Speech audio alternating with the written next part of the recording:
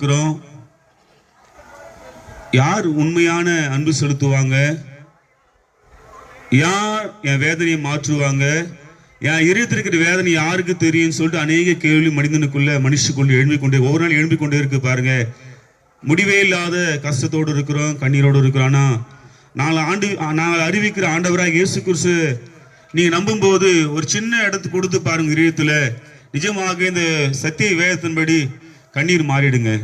அது எவ்வளவு பெரிய கண்ணீரா இருந்தாலும், எவ்வளவு பெரிய வேதனையா இருந்தாலும் இயேசு மாற்றிடுவாருங்க. அதுதான் அந்த மாலை வேலை என் உறவா இருக்கிற என் அன்பு தாய்மார்களே, தகப்பன்மார்களே, சகோதர சகோதரிகளே, ஏன் இயேசுன்னு சொல்லணும்னா இயேசு கண்ணீரை மாற்றுவாருங்க.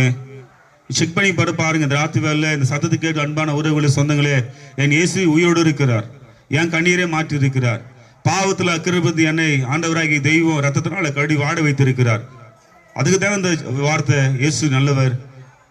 நாங்க ஏன் இயேசு சொல்லணும்னு சொன்னா இயேசு என்னை வாட வைத்திருக்கிறார். இயேசு ஜீவனோடு இருக்கிறாருங்க.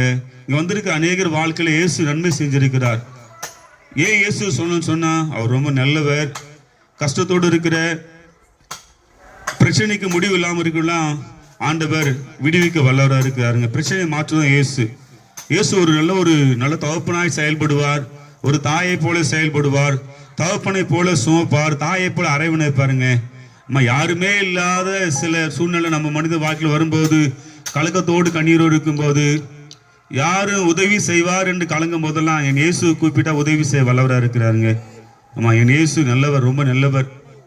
அந்த நல்ல தெய்வம் மனிதனுக்குள்ள வாழ விரும்புகிறாருங்க. இயேசு ஏன் மனிதனுக்குள்ள வாழ விரும்புறாருன்னா, மனிதன் வாழ்க்கையில ஒரு நாளும் சந்திக்கிற பிரச்சனைகள், போராட்டங்கள், வியாதிகள், என்னென்ன காரியம் அதெல்லாம் மனிதனால தாங்கிக் கொள்ள முடியல பாருங்க. இதயத்துல வைத்துக்கொண்டு அநேக பிரச்சனையோட வாழ்றான். ஆனா அந்த இதயத்துல ஆண்டவராகி தெய்வம் இயேசு வந்துட்டாருன்னா மனிதன் ரொம்ப லகுவாக்கிடுவாங்க. ஈஸியாயிடும், வாழ்க்கை ஈஸியாயிடுங்க. ஏன்னு தெரியுங்களா? அவர் மேல பாரத்தை வைக்கும் போது அவர் எல்லாத்தையும் சரி செய்ய நல்லவராக இருக்கிறார், ஜீவனோடு இருக்கிறாருங்க.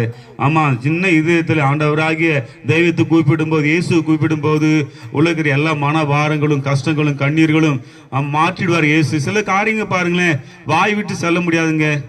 ஆமா, மனைவியாண்ட சொல்ல முடியாது, இல்ல புருஷனாண்ட சொல்ல, பிள்ளைகளாண்ட சொல்ல முடியாது. ஏன்னா இதயத்துல அவ்வளவு காயம், வேதனை. அந்த வேதனையை யாராலும் மாற்ற முடியாதுங்க. இதயத்தை உண்டாக்கின ஆண்டவராக இயேசு கிறிஸ்து இடத்துல சொல்லும் போது இதயத்துக்கு வேதனையை மாற்றிடுவாருங்க. ஆமா, அநேக மருத்துவமனையில அநேக காரியங்களை பார்க்கும்போது இன்னும் முழுமையாக இதயத்துக்கு சிகிச்சை இல்லைங்க. தற்காலிகமான சிகிச்சை பண்ணி கொண்டிருக்கிறாங்க. முழுமையாய் இருதயத்துக்கு பரிகாரம் இல்லை. ஆனா பரிகாரியை கத்தரையாக இயேசு கிறிஸ்துவை கூப்பிடும் போது இருதயம் எவ்வளவு பெரிய பாரமா இருந்தாலும், எவ்வளவு பெரிய கஷ்டமாக